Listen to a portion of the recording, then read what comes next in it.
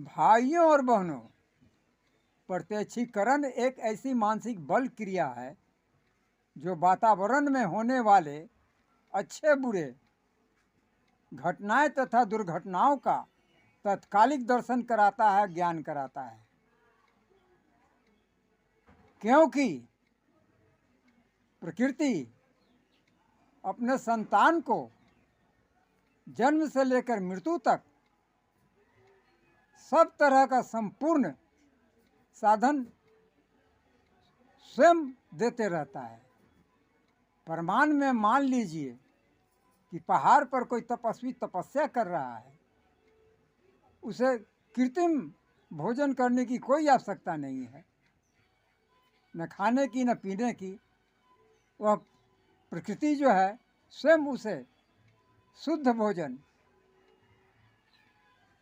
शुद्ध वातावरण,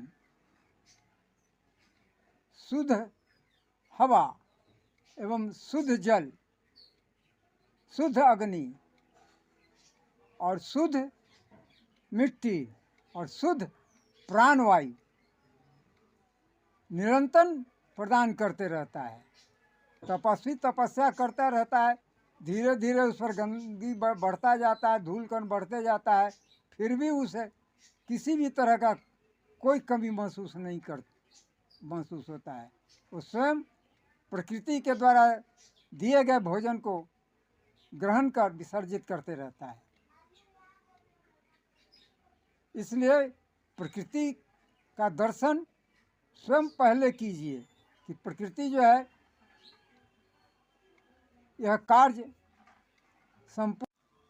क्योंकि ध्रुव तजय अध्रुव गए, ध्रुव ही निष्फल जाए।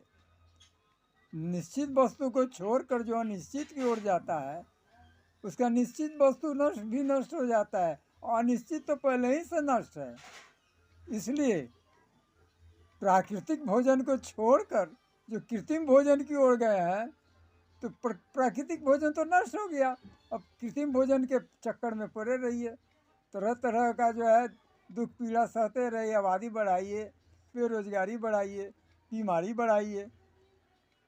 तो मेरा कहने का तात्पर्य है कि प्राकृतिक को पहचानिए, प्रकृति को पहचान कर उसके शरण में जाइए, उससे प्रकृति से अलग मत होइए, क्योंकि आप प्रकृति के संतान हैं, उसके बिना एक पल भी नहीं रह सकते हैं। आप गौर कीजिए, ध्यान दीजिए।